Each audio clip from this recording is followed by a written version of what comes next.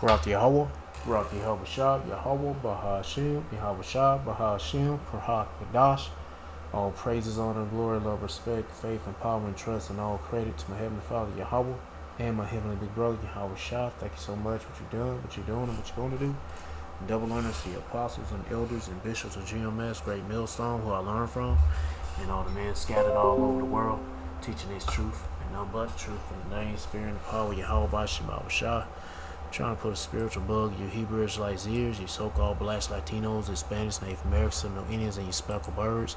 And what is a speckled bird? That be a Hebrew Israelite that look like some of the heathen nations, like, for example, a Hebrew Israelite that look like a so-called white person, or so-called Chinese person, etc., etc. I got some videos lined up on things that's related to this gas and making prices go up. Anyway, and diesel too. But anyway, I'm gonna play these videos and get into the scripture my best ability and say whatever God say through spirit and power. Yahweh by Shema Shah, the Holy Spirit, the Kurhak Kadash, Lord will be on me. Let's get it. It looks like there's no end in sight in terms of this war with Iran, and it looks like all the blowback in the economy is coming our way, and it's already here, by and large. Now, along with this, some could say the lockdown playbook is back, and if you're not seeing it in other countries, it's happening. We have rationing, large-scale energy rationing, not just food, not just water, but energy rationing that's going to lead to lockdowns as well. And, of course, everything with Iran leads to the gas pump, the prices of diesel and regular gas going through the roof. It seems Trump has put a cap on things here, trying to keep it, like, under 5, but, man, as soon as this thing breaks above that, I think people are going to go crazy in terms of just the gas alone. I hope so, and they need to hurry the fuck up with this shit. When you look at the meat, look in the middle here. They're saying no quick fixes, and there hasn't been any. We've been in a crazy situation since lockdowns in 2020. It spiked the price of beef. It recovered briefly, but then it went on a tear north, and our herd in the U.S. is the lowest it's been in like 75 years. So this isn't getting any better. The beef prices going up, gas going up, and eventually it's going to be where you can't get anything. Kind of like with the water right now. You have a crisis situation setting up out west where Colorado and all the water that runs off into California is being fought over, and there's very little at this point, but it's all across the country. When you look into Ohio, they have mandatory water restrictions being implemented there. And then down into the Carolinas, the exact same thing. Mandatory water restrictions. They say the historic drought conditions have created this, and I'm going to tell you, it's weather warfare by and large. All this together creates a crisis. I mean, especially for our farmers. Our farmers don't have the fertilizer or the water that they need to plant the crops that we need for a good harvest at the end of the year. So that's going to be dismal. And all of this combined is setting up for a nightmare scenario. Again, they say there's no quick fixes here, and I don't see it getting better at all. I think the government's going to squeeze the people here, and people should prepare. Not just naively think things are going to fix themselves and get better, when there's really no end in sight here. As long as this fabricated war continues, the whole world is going to get reset. And in doing so, they're going to need a microchip too. I forgot this video wasn't just about gas and prices on gas, and it's about other stuff he's talking about. But anyway, most of the videos I got is about gasoline and diesel. And it's creating chaos, but a shortage or either being so expensive, it's creating problems. Anyway. He's going to go through the roof first. Join me for the live streams. Alright, let's get to the next one. This is big breaking news. A fuel emergency has been declared and an executive order has been signed. We are also seeing warnings from top oil executives that we could start seeing major shortages in certain places as well. So let's get into all the details here.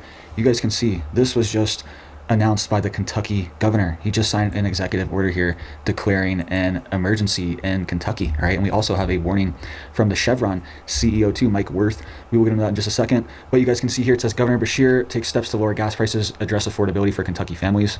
He's saying here, as gas prices continue to rise due to the ongoing war in Iran, Governor Andy Beshear took steps today to provide relief to Kentucky families by freezing the gas tax, activating the state's price gouging laws, and sending 2 letters to Congress requesting they suspend the Fed. I thought the gas tax would be frozen. Well, like it was frozen. This is Kentucky, but I remember Governor Kemp in Georgia, he froze that shit up. That was probably a month ago. But anyway. Federal gas tax.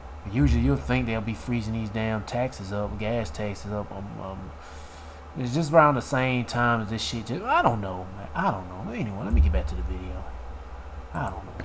The governor also signed an executive order Either they never froze the shit. declaring a state of emergency to reduce the gas tax by 10%, which he urged the Attorney General to sign and proactively sign an executive order to freeze the motor vehicle assessment rate on January 1st, 2027. The American people, quote, are paying the cost of the war and families are struggling at the gas pump, grocery, and more, including right here in Kentucky, said Governor Beshear. Quote, I recognize the pain our families are feeling and I'm taking steps to help because it's the right thing to do. First, the governor signed an emergency regulation to freeze the gas tax at 26.4 cents per gallon ahead of the expected increase to 27 cents.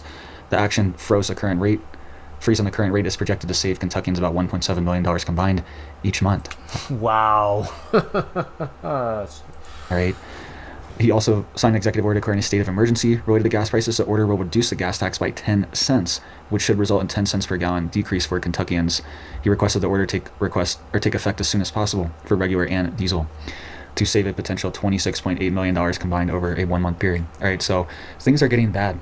The crunch is still happening. All right, you guys can see here, California has enough oil and gas supply for the next 6 weeks. Beyond that, there are questions, all right? And the reason why there are questions is because the last shipment from the Middle East just arrived to the West Coast. California sources around 20% of its oil products from the Middle East and specifically the Strait of Hormuz. So around 20% of their imports have been taken offline.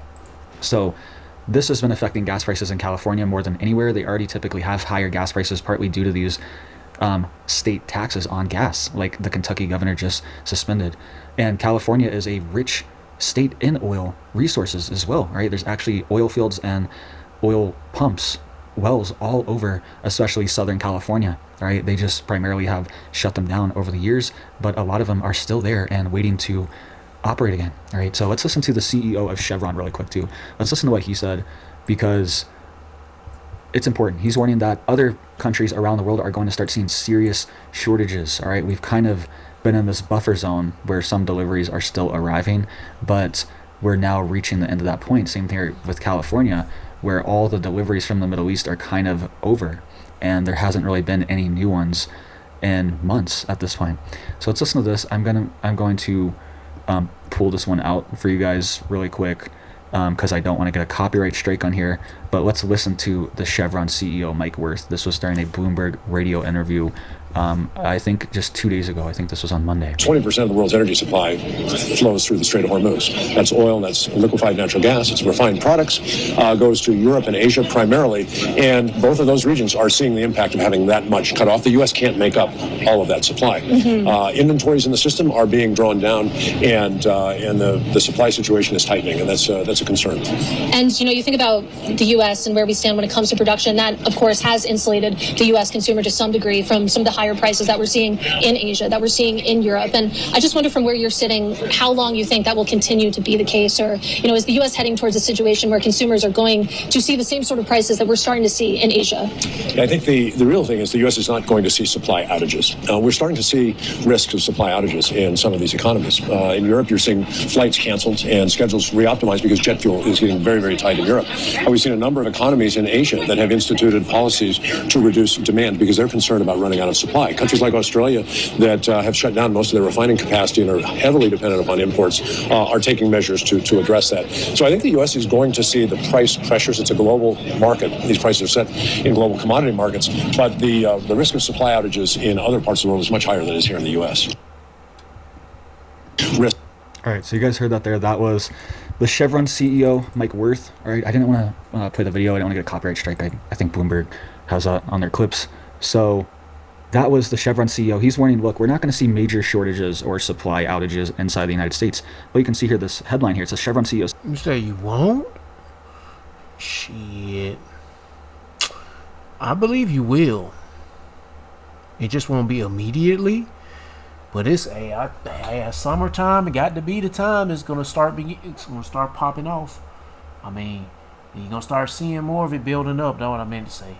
Anyway, As oil storage, quote, buffers being drawn down. So that's kind of what's been keeping us afloat the past 2 months, is that, there's been a lot of buffers. There's been an agreement to release 400 million barrels of strategic petroleum reserves across different countries. The U.S. has been releasing, they committed to release over 170 million barrels of oil to be released from our strategic petroleum reserves, all right? And that has been slowly happening.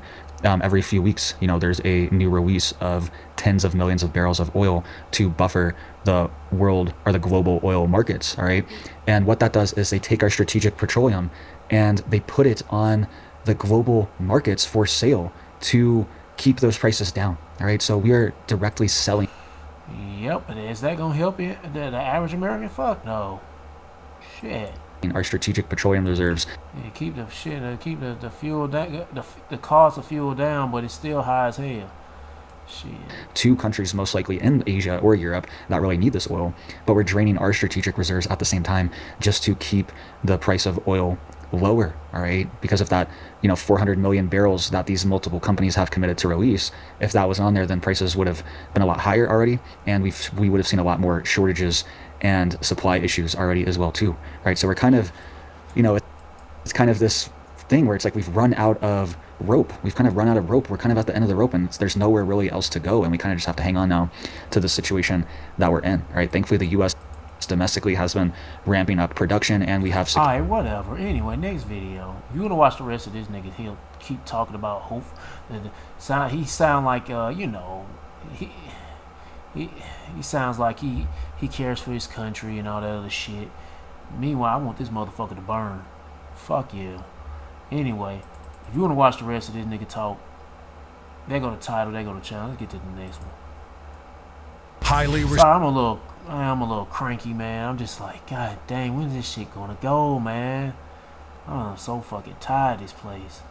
Respected MAGA warrior Houston Gaines. That little fucking weed, he's a MAGA warrior.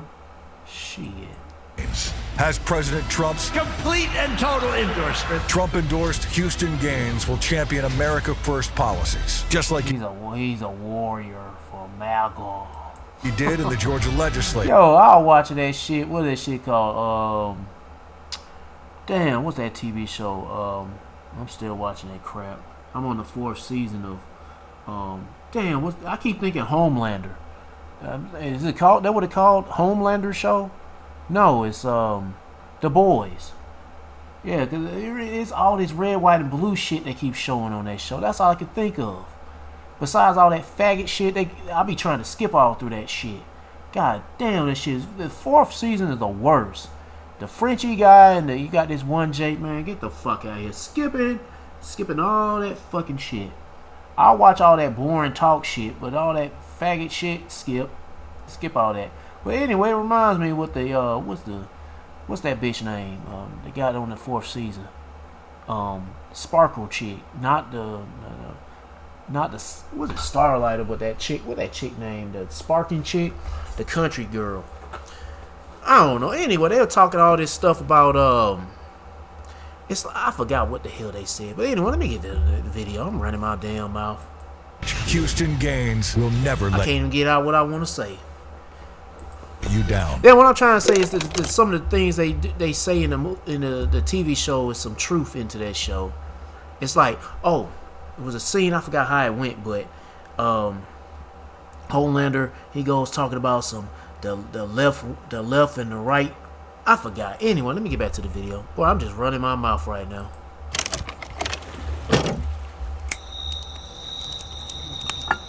My major fear Damn, I'm just running my mouth right now on nonsense. is that we will be throwing off the world reserve currency. I don't know what that means for us. Once it gets to 120, things start to crumble. 150, and it's thermonuclear. 200, and the global economy is a crash like you've never seen. The Saudis are now saying, no, we're going to start doing deals with China, Turkey, maybe even Iran after the war, because it turns out America, it was a lie. I want to know what some of your biggest fears are with the fallout of this Iran war. I think that I'm worried about, other than our guys dying for another fucking country, that is number one, but for the longevity of the country, I mean, I think the petrodollar is falling at a rapid pace. There's been, I mean, you know about BRICS. It's been around for a long time. They're trying to throw us off the world reserve currency. The petro yen is rising. I mean, now they're taking payments in yen. So what does that mean for us? I mean, that's we've essentially shut off oil to the Western world, Europe, or so. It's still going to China. They found a back door, and when they said that the blockade was just for the Western world at the beginning. It wasn't until we showed up that China, and these, in mainly China, they didn't slow down. Yeah. So everybody's fucking pissed at us because their energy is going to fall, which means their economy is going to fall. And we're in the fucking way of that. And we aren't. Yeah. It's impossible to even negotiate because they kill all the people that we're negotiating with. Yeah. Israelis kill all the people we're negotiating with. And so my major fear is that we will be thrown off the world reserve currency. I don't know what that means for us, but I know it's not going to be good. And if that happens, then everybody else, all these other countries, gonna suffer. All their economies gonna collapse. And then they're gonna roll out the digital currency with the chip implant, the mark of the beast. Oh, that's the end of the road. Yeah. So I agree with you. My number one problem is that I can't stand the loss of American sovereignty. I can't stand it, right? Like, the whole point of the country is freedom. And they're taking our freedom away, and it bothers me to no end. I'm going to come back. Well, anybody who knows any better, there's no such thing as freedom for you Israelites. Now, okay, you have your grace periods, your times to move. I'm not saying freedom here in America. But, and then shit, with that freedom comes some other bullshit. So-called freedom comes other bullshit, but we never were free over here. And now you're getting your mind right. A lot of us are getting our mind right with Yahweh Shema Shai. We starting to see this shit, and that freedom, that so-called freedom is starting to fade away. Perfect time, but for you Israelites that ain't getting close to the Lord, you better get close to Yahweh Shema Shai now. So this shit won't be so much of a big surprise when all this freedom go poof and gone, disappear. The so-called freedom disappear. We'll talk about that more later, because I'm so corny in how patriotic I am, and I love this country, and I hate that they're taking the core of it away. It bothers me more than you could imagine. But now let's talk about what you mentioned, the economic stuff. Okay, that is a second calamity, and it is going to be much larger than people realize. Trump is barely holding it together with duct tape, with lie after lie. Oh, well, peace around the corner. Oh, don't worry, oil's going to drop, and I don't know why the markets believe him. I mean, the guy lies about everything. I don't know why, but they believe him. Here's another question. Is he holding it together? Is he really holding it together? And is that why he's saying all this shit? Or is he manipulating the market? Oh, he's doing both. Yeah. So, look, let's talk about the... That nigga ain't controlling shit. It's Amalek that's controlling all that shit. Cascading disasters that can come back to Trump and why he has to do what he's doing. Why is this nigga got a skull right here in the background? So... Number one, is this a real human skull? I'm like, why is that shit in the background? 20% of the oil comes through the Strait of Hormuz for the whole world, right? Oil is sold in a world market, so when people say, oh, we're energy independent, that doesn't mean anything. It's just a made-up phrase, because it's not our oil that the ExxonMobil and Chevron takes out of our soil. The minute they have it, it's ExxonMobil's oil, and ExxonMobil doesn't have to sell it inside the country. They can sell it all across the world, and they do. So we're not energy independent at all. We're in the global oil markets, so when the price of oil goes up for China, it goes up for us, okay? And so, but it went up more for us because you're right, in the beginning, Iran's controlling it and China is their ally, so they're letting the Chinese oil go through. Now, why did we allow that for so long? We even allowed the Iranians to sell their oil, because if the oil prices explode, which they will, that hurts the entire market and the entire economy. The stock market crashes, rich people get uncomfortable, but then we have cascading consequences for the economy overall. So when oil hits over $100, panic begins to set, and a couple of times we went past $100 per barrel. Once it gets to 120, the things start to crumble. 150 and it's thermonuclear. 200 and the global economy is a crash like you've never seen. Okay, so that's why Trump has to hold it together. He has to make sure that the price of oil doesn't go up too much in the middle of the war. But Israel put us in a spot that is unwinnable and untenable. We can't get out. It's already too late. Because once Iran closes the strait, we've got to get them to open it back up. If we don't get them to open it back up, it's definitely going to 120, and it might go to 150. And some now on Wall Street, some of the smart guys are beginning to think, holy shit, it might go to 200.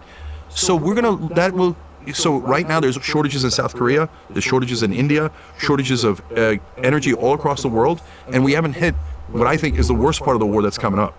If we don't get the hell out of there, this is going to be an economic collapse like people have not seen. So why is Israel doing this?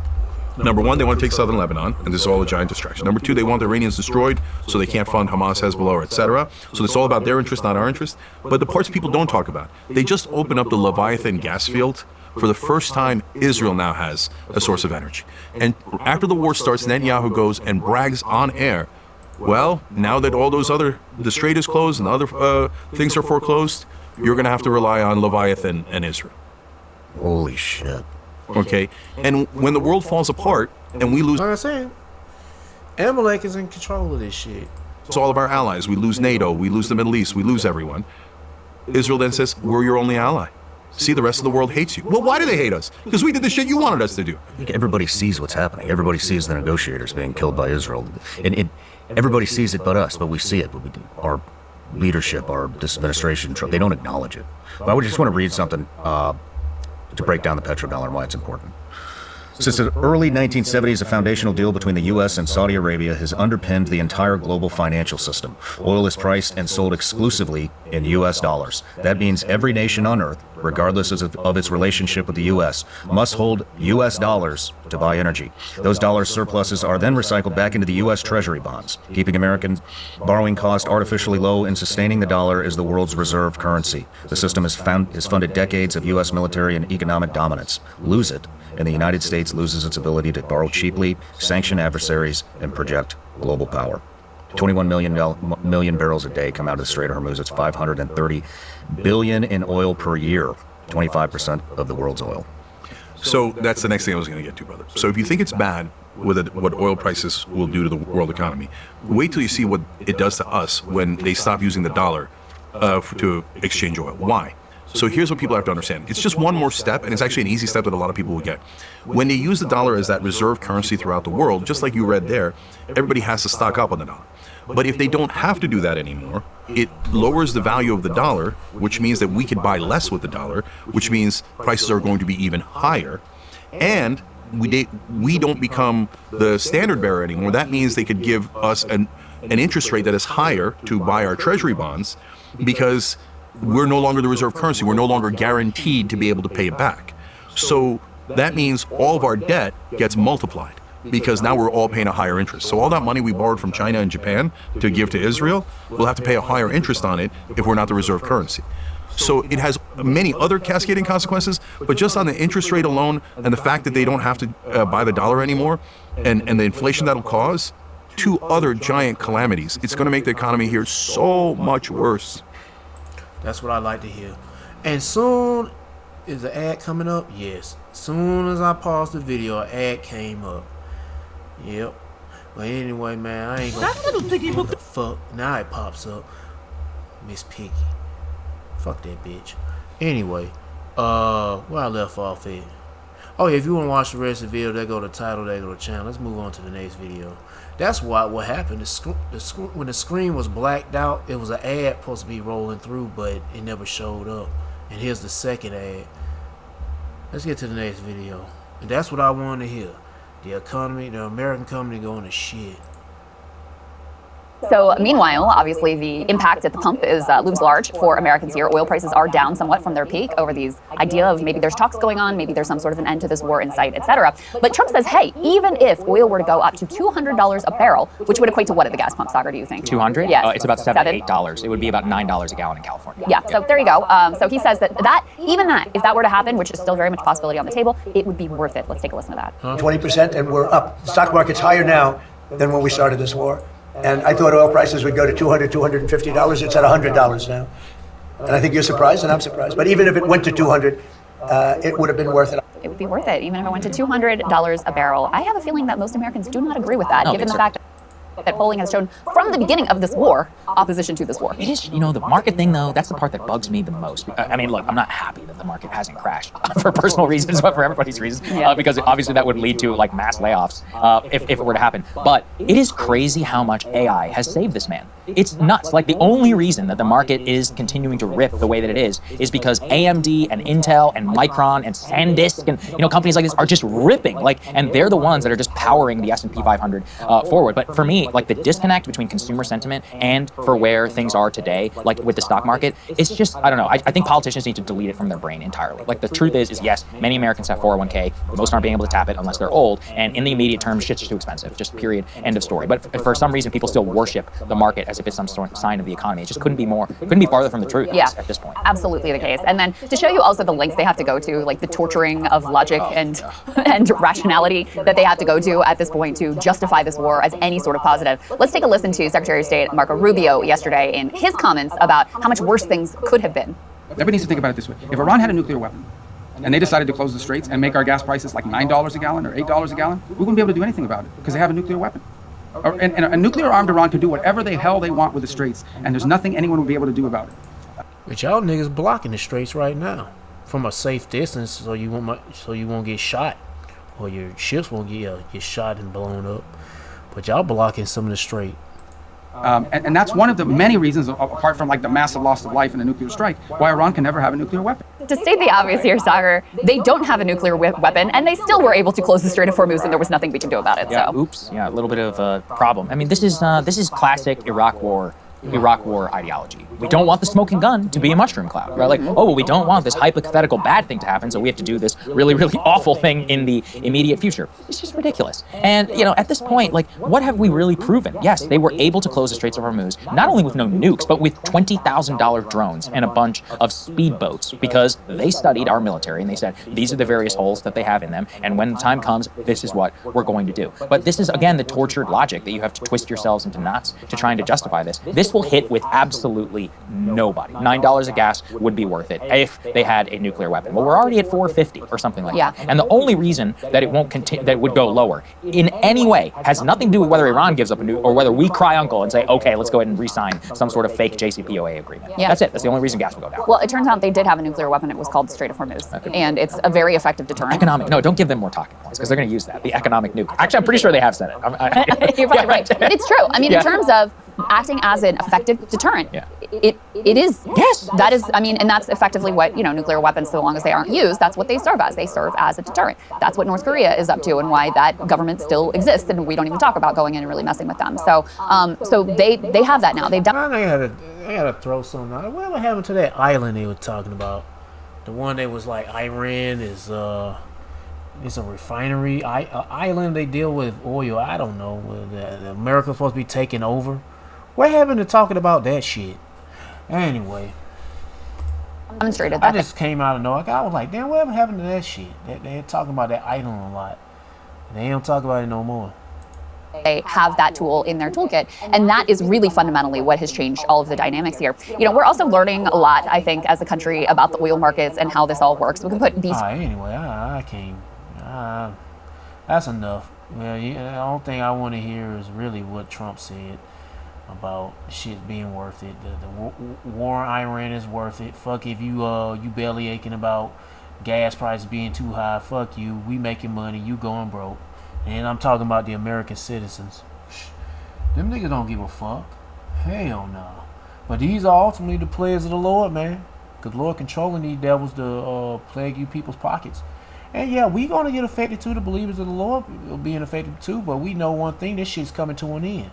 And we know it's gonna be some pain, some hurt and sorrows, but we just pray the Lord give us the wisdom. The wisdom, but that's the wrong word. Pray the Lord give us the strength to endure. Yeah, wisdom was the wrong word, but we pray for that too. But strength as well. Let's get to the next one. Well, a few minutes ago, Ken Griffin, the CEO of Citadel, came out and said that energy costs will lead to a global recession. He was emphatic about that. Jeff Curie, fucking global depression, is already in it right now. Of the Carlyle Group, said people don't understand what we're about to face here, that we are in a deficit right now for oil in the United States, and that once the shortages hit, it's game over. He's never seen anything like this. He just spoke about this a few hours ago. Watch. I still say that with you. It's going to be sometime in the month of May that you're going to end up with Europe hitting tank bottoms, and in the U.S. it's somewhere in that July 4th time period. If not, oh good, we at that point right now, but it's just now starting. Oh goody. Sooner, by the way, the inventories number coming out of the U.S., the ones we got last night, the ones last week, I've never seen anything like that before. The analogy I think is like in that movie Jaws, when the mayor declares the beaches are open, and you can see the fins swimming around there, and the fin are these inventory numbers. And I think that it's important to remember that these inventory numbers. Let's define terms. A deficit versus a shortage. We have a deficit today, meaning that demand is above supply and we're drawing inventories. It's not a shortage yet. So to answer your question, you have the shortages in places like Asia, and it's not that bad yet because you're not completely at tank bottoms. But in places like Europe and the United States, you're in a deficit and you don't hit the shortages until you hit tank bottoms. Tank bottoms in July 4th. Already feeling this, of course, across Asia and Europe. We're joined by Colonel Douglas Macgregor now to talk more about this energy shock that we're about to see. Of course, you were talking about Jeff Curie earlier, Colonel. Just your thoughts on what we're about to see from an energy perspective as it relates to what's happening with the war in Iran and the Strait of Hormuz. My friends in India talked to me this morning and told me that oil is $118 a barrel right now. Wow. If you're talking about jet fuel, then it's exceeding now $250 a barrel. That's jet fuel. That means that the airlines in many cases are going to go under. Now people will say, well, Spirit was already in trouble. That may be true, but I know that Lufthansa has canceled thousands of flights. We're going to see much more of that.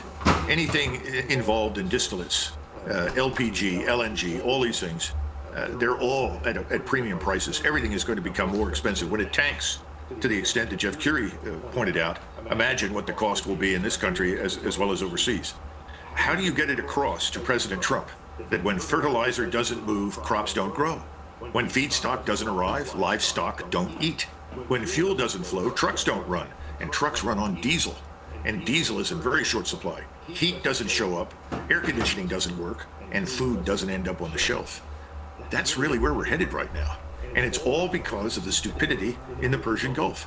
Now, when I listened to Secretary Rubio this morning said, what we really want is a free access and flow of traffic through the Strait of Hormuz. Well, Mr. Secretary, that's exactly what you had before you attacked Iran. Right. Good Lord. Now we're going back to what we already had, and that's now, I guess that's now the strategic goal in all of this, is go back to where we were before we decided to start bombing them. Right. I see my feed is full. My sort of Instagram stories are all people who are like, leave Iran alone. I do not want these prices at the pump. They're not buying it. Even if President Trump is telling these children, we had to do it, had to be done, they were going to nuke us all. Nobody buys it. Can you believe what you're seeing? And, you've been through many war propaganda cycles. This seems like the worst. Well, it certainly is at least as bad as I remember in Vietnam. It took us a long time to figure out that, contrary to popular belief, we weren't really stopping communism in Vietnam, that this was actually a civil war that we'd involved ourselves in. Here's the most important question. Who is governing our country? Can I answer Amalek. that question? And the baby dick sucking Jewish faggot fucker. Amalek. For whom are the people in Washington governing the United States? Amalek. Now, our founders, answered that question pretty clearly. Actually, unambiguously. They said the government of the United States derives its legitimate power from the consent of the governed, not from foreign sources, foreign courts, foreign treasuries, Amalek. foreign governments, foreign interests. It comes from the American people. No, it's Amalek. And go back to what you said. It never was for them. No, the American people are too fucking stupid. They definitely are too stupid now. He's never talked to the American people about this war. And when he did, as sort of a sideshow, when he spoke on the State of the Union, and he mentioned Iran must never have a nuclear weapon. And that's one thing about the show I forgot about. I couldn't get my words out right about that show, The Boys. But they sure do mention a lot about America being stupid.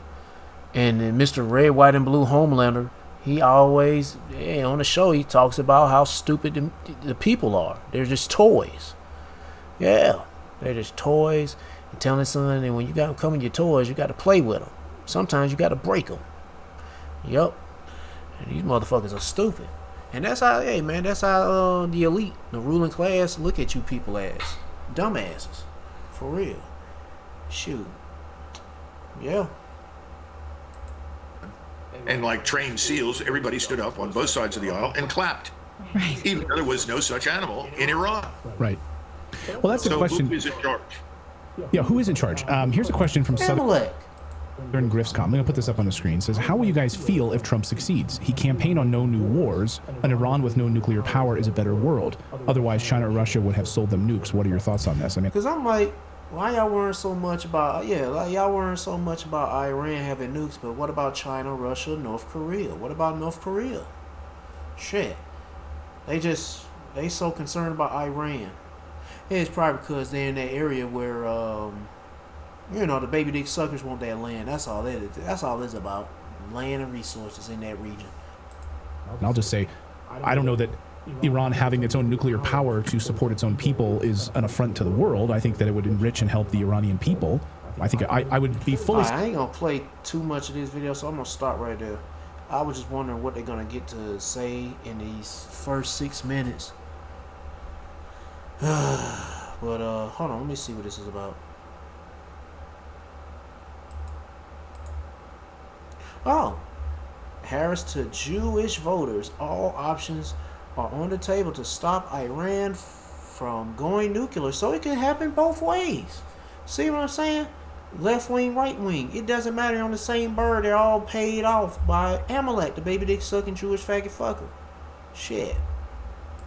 Harris told Jewish voters all options are on the table to stop Iran from going nuclear. He was very vocal about basically going to war with Iran, even if she was elected. So, I mean, that probably would have took a little too long.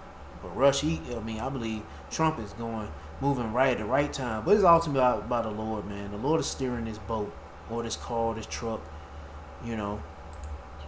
And now she's the front runner. If you look at the latest polling numbers for the 2028 election, she is now the front runner for the Democratic side. I mean, it's like, I don't know, man. What do you make of this? Would we have been better off with her? If that's remotely true, I suggest that we immediately make Natalie our candidate and run her. Yes. Save us from Kamala. All right. I think we can say with absolute certainty that no, we would not have been better off, and I'll tell you why. When Kamala Harris on numerous occasions demonstrated that she could not string coherent sentences together, that she was essentially an empty suit that cackled whenever. And she was also drunk too, or either high. Provoked. The Zionist billionaires that ultimately put Trump into office turned away from the Democrats. Remember when they had Biden there, they got what they wanted. If Biden had run again, of course he couldn't do that because he was non-compos menace. And he was too sleepy too. But if he had, I'm sure they would have supported Biden instead of Trump. But once it became clear that Kamala was the one, everyone ran for the exit doors right away because they knew they were dealing with someone who was dangerously stupid and ignorant. So that meant you gotta support Trump. But no, they chose Trump again because it's like the comeback kid story. You know what I'm saying? He defeated all the odds. He was convicted or indicted as a felon for whatever the fuck it was, and and plus he was assassinated. He was attempted assassinations 3 times or 2 times. Either way it goes.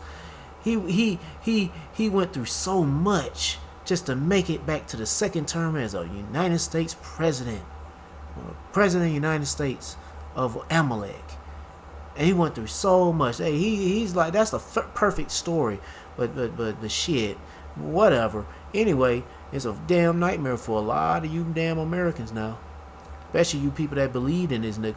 Every word this nigga spew out was all nothing but a lie, and we would have told you that like 20 years ago. People been talking about this 20 years ago, that no matter who you vote for, it don't fucking matter. And, but it's big. This shit is bigger than that anyway. It's bigger than that anyway. Alright, I'm all done with this video. Gas prices going up, everything going up. Lord plaguing the shit out of this place. Let me get to a scripture about the plagues that the Lord's bringing, especially on America. And next up, the world. Because the world's finna these plagues too. Heck yeah. And it's all leading to that chip implant. 2nd Ezra chapter 15 verse 11. But I will bring them with a mighty hand and stretched out arm and smite Egypt with plagues. Talking about America, that's Egypt. With plagues as before. And will destroy all the land thereof. Egypt, talking about America, shall mourn, and the foundation of it shall be smitten with the plague and punishment that God Yahweh shall bring upon it. So he's going to jack the place up. Matter of fact, let me keep on reading, because these gas prices and these prices going to also affect the farmers too.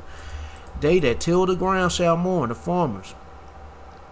For their seed shall fail, and not just farmers, ranchers too, people that dealing with livestock, fail through the blasting of hell and fearful consternation. Yeah, through the natural disasters, storms and such, but also by the man-made disasters. And with a fearful constellation, woe to the world and them that dwell therein. Yep. And speaking of, I said something about the world being plagued. Let me get to that too, because this shit is affecting the whole world, not just America.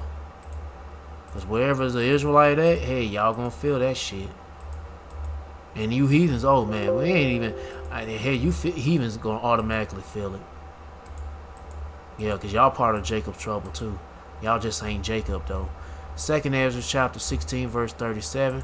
Behold, the plagues draw nigh and are not slack, as a woman with child in the 9th month bringeth bringeth forth her son with 2 or 3 hours of her birth. Great pains compass a womb, which pains when a child cometh forth, they slack not a moment. Even so shall not the plagues be slack to come upon the earth and the world moment. I'm tripping, bro. What am I saying? They slack not a moment. Even so shall not the plagues be slack to come upon the earth, and the world shall mourn, and sorrow shall come upon it on every side. O my people, hear my voice, or hear my word. Yeah, you know, how you hearing the word of the Lord? But through his prophets. And he talking about what people? His people, the Israelites, the Hebrew Israelites. You so-called blacks, Latinos, Hispanics, Native Americans, Seminole Indians, and you speckled birds. You Israelites that look like the heathens, but you're not. You're Israelites. Make you ready to die battle, because it's a spiritual war. And it's also mental too, and soon it's going to be physical. And in those days, in those evils or evil times, be even as pilgrims upon the earth. So that means we're going to be moving around. Some might get locked up, some might get put to death as a martyr, some of us might be roaming around the earth, in the woods, desert, I don't know. Woods, desert, city streets, I don't know. All I can tell you, shit is about to pop off and it's going to be major, and you want to be prayed up, Yahweh Shema Shah, before it go down. Let's get one more video. What is this? The Hopeful Elect 3.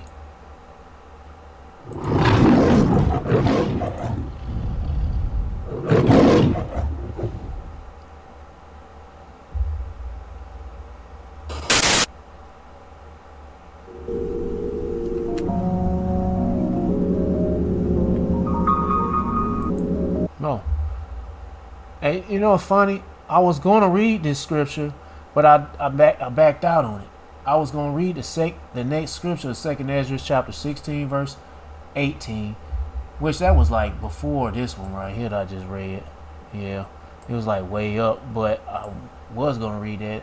But anyway, when it says, war is me, who will deliver me in those days? And as Ezra seen the visions, and then after that, the beginning of sorrows and great mournings, the beginning of famine and great death, the beginning of wars, and the power shall stand in fear, the beginning of evils. What shall I do when these evils come?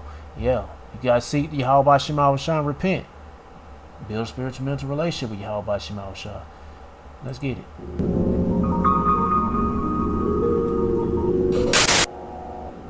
So, my question is this now.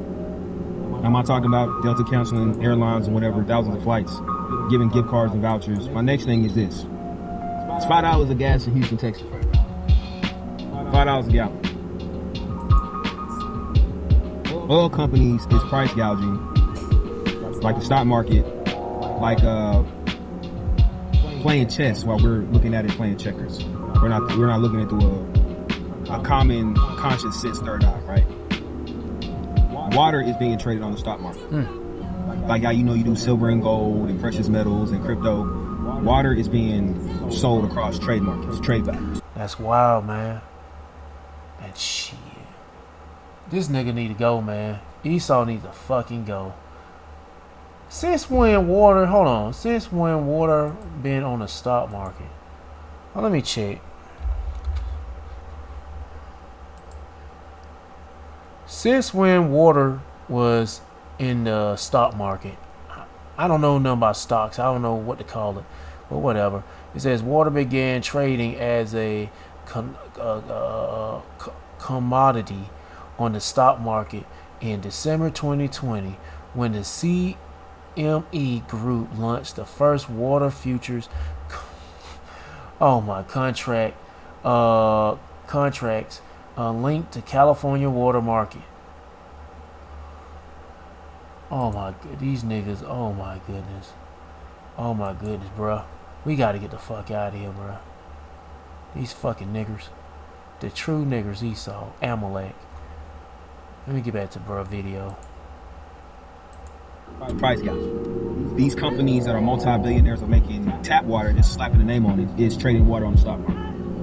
While New York is about to go through a food shortage, really, fuck all that. The whole America is about to go through a food shortage. The whole world is about to go through a food shortage. Oh, summer 2026, we're gonna be fuck it, a famine. Not just food shortage, but a famine. locked in the house. The new hantavirus that got the cruise ship and cruise people on lockdown. Same thing that happened 6 years ago is about to come here, and we're about to be on another economic lockdown, knowing we can't afford it. Are y'all paying attention? Yeah. Like I said yesterday, this world gonna get spooky real fast. This is gonna look like a thriller video. Yep. And you want to be prayed up, Yahweh Shema Shah, and pray like heaven, Lord, give you the strength to endure these times spiritually and mentally, because it's about to get crazy. Yep. So seek the Lord by seeking his prophets and take heed what they say and try to build a spiritual mental relationship with Yahweh Shema Shah by praying Yahweh Shema Shah, praising Yahweh Shema Shah, worshiping Yahweh Shema Shah, fearing Yahweh Shema Shah, and repenting of Yahweh Shema Shah. To all the men out there pushing this truth and none but the truth in the name, sparing the power of Yahweh Shema Shah, keep on preach, keep on teach, keep your faith and trust on Yahweh Shema Shah, stay humble. And for you few sisters out there taking heed, keep your faith and trust on Yahweh Shema Shah, stay humble, stay in order with your man. If you ain't got no man, stay in order, Yahweh Shema Shah. Peace and bliss to the hopeful elect and all praises to Yahweh Bahashem, Yahweh Shah. Shalom.